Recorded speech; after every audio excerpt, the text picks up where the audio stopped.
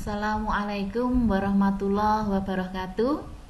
Saya Bu Endang Partiwi, guru sejarah dari SMK Negeri 1 Udanawu, Blitar, Jawa Timur.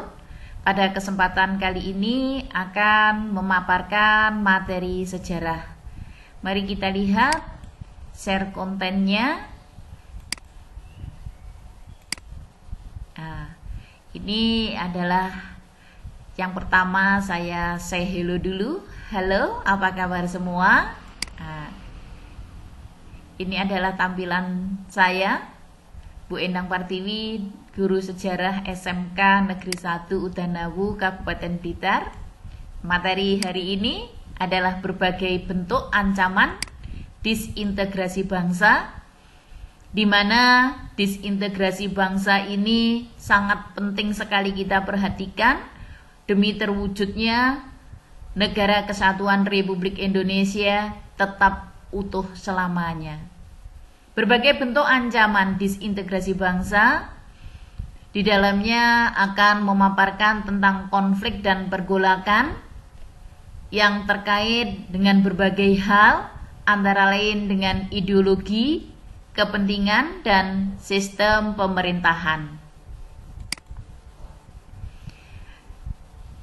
Kalau kita bicara tentang disintegrasi, akan teringat dengan ungkapan Kansil bahwa musuh terbesar bangsa kita bukan yang datang dari luar, tetapi ancaman disintegrasi yang berasal dari dalam sendiri.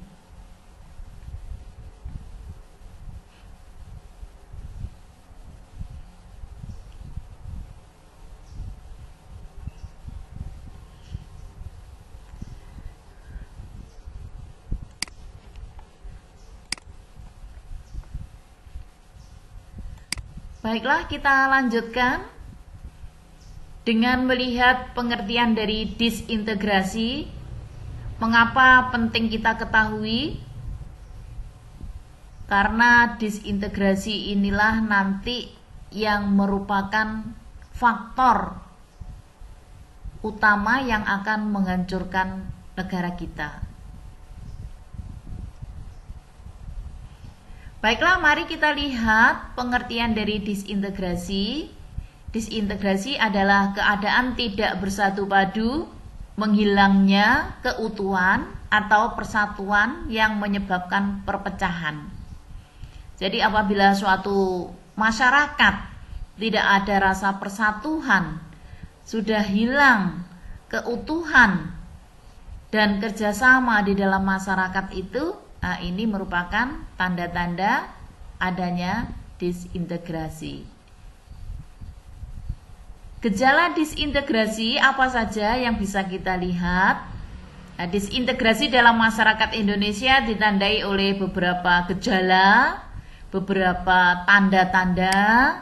Di antaranya gejala-gejala yang bisa kita lihat di dalam kehidupan sehari-hari yang merupakan gejala dari adanya disintegrasi adalah perilaku warga masyarakat cenderung melawan atau melanggar nilai-nilai dan norma-norma yang telah disepakati bersama. Jadi apabila nilai dan norma dalam masyarakat sering dilanggar oleh warganya, nah ini merupakan gejala adanya disintegrasi di dalam masyarakat tersebut. Gejala yang berikutnya adalah nilai-nilai dan norma-norma yang ada di masyarakat tidak lagi difungsikan dengan baik dan maksimal sebagaimana mestinya. Jadi norma yang ada sudah dihiraukan lagi, tidak digunakan lagi. Ini merupakan juga gejala adanya disintegrasi di dalam masyarakat tersebut. Ada lagi gejala yang berikutnya, yaitu tidak adanya persamaan pandangan atau persepsi antara anggota masyarakat mengenai tujuan yang semula dijadikan patokan oleh masing-masing anggota masyarakat. Jadi apabila di dalam kehidupan bermasyarakat ada perbedaan yang sangat mencolok antara anggota masyarakat dengan anggota masyarakat yang lainnya, nah ini juga harus segera diselesaikan, jangan sampai berlarut-larut sehingga menimbulkan disintegrasi di dalam masyarakat tersebut. Banyak gejala disintegrasi yang lain seperti yang bisa kita lihat di dalam kehidupan sehari-hari, yaitu kerap kali terjadi pertentangan antara norma-norma yang ada di dalam masyarakat. Tidak adanya konsistensi dan komitmen bersama terhadap pelaksanaan sanksi bagi mereka yang melanggar norma-norma yang ada di masyarakat. Ini maksudnya apabila ada warga masyarakat yang melanggar, seharusnya diberi sanksi namun tidak diberi sanksi, sehingga sanksi dari sebagai komitmen yang telah disepakati bersama itu tidak dilaksanakan bagi mereka yang melanggar norma. Nah, kalau hal ini terus-menerus terjadi di dalam kehidupan bermasyarakat, maka ini sebenarnya merupakan salah satu tanda gejala-gejala disintegrasi pada masyarakat tersebut. Kerap kali terjadinya proses sosial di masyarakat yang bersifat disosiatif, seperti persaingan tidak sehat, saling fitnah, pertentangan antar individu maupun kelompok, dan seterusnya. Nah, kalau ini sampai terjadi, maka dan berlarut-larut, maka itu merupakan tanda-tanda adanya disintegrasi dalam masyarakat. Oleh karena itulah, setelah melihat adanya persaingan yang tidak sehat, adanya pertentangan antar individu maupun individu dengan kelompok, nah ini seharusnya segera diatasi, jangan sampai berlarut-larut. Dari paparan gejala-gejala di atas, maka bisa disimpulkan 3 bentuk pergolakan atau konflik. Yang pertama yaitu peristiwa konflik dan pergolakan yang berkaitan dengan ideologi. Yang kedua peristiwa konflik dan pergolakan yang berkaitan dengan kepentingan. Yang ketiga peristiwa konflik dan pergolakan yang terkait dengan sistem pemerintahan. Mari kita lihat bersama uraian yang pertama. Konflik dan pergolakan yang berkait dengan ideologi. Contohnya adalah pemberontakan PKI Madiun, pemberontakan DITII, peristiwa G30S PKI.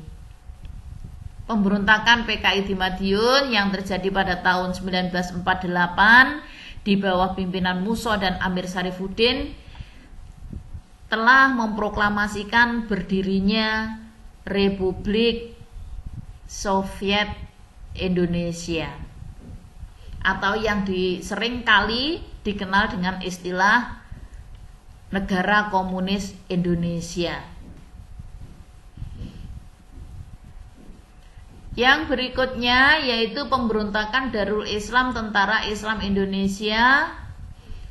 Banyak sekali terjadi di berbagai daerah, diantaranya pemberontakan DITII yang ada di Jawa Barat di bawah pimpinan Kartosuwiryo.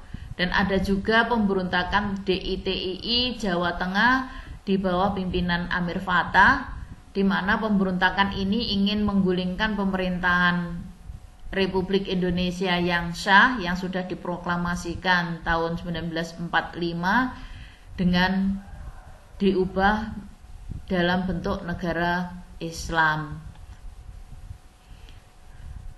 Pemberontakan G30S PKI tahun 1965 di bawah pimpinan Untung dan Aidit yang juga ingin menggulingkan negara yang sah.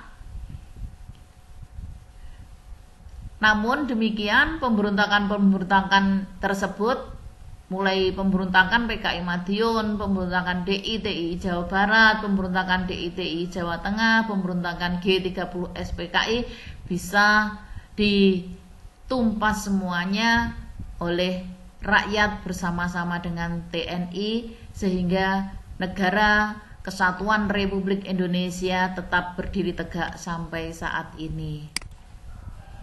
Konflik dan pergolakan yang berkait dengan kepentingan, contohnya adalah pemberontakan APRA pemberontakan Andi Aziz, pemberontakan Republik Maluku Selatan. Nah, ini adalah para pemimpin dari pemberontakan tadi. Ada Raymond Westerling, ada Andi Aziz, ada Soumukil. Konflik dan pergolakan yang terkait dengan sistem pemerintahan. Apa saja konflik dan pergolakan yang terkait dengan sistem pemerintahan? Yaitu ada pemberontakan PRRI dan Permesta, ada persoalan negara-negara federal dan BFO, dan pemberontakan dewan-dewan daerah sebagai alat perjuangan, di mana pembentukan dewan-dewan daerah sebagai alat perjuangan itu banyak sekali dewan-dewan yang dibentuk di berbagai daerah.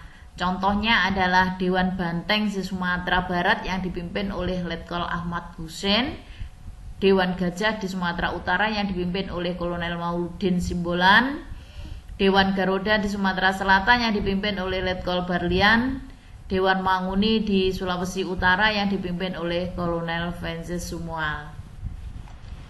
Nah, demikian tadi sedikit materi dari disintegrasi. Sampai jumpa dengan materi berikutnya. Terima kasih atas perhatiannya. Sampai jumpa. Salam jas merah. Saya akhiri pertemuan materi pada kali ini. Wassalamualaikum warahmatullahi wabarakatuh.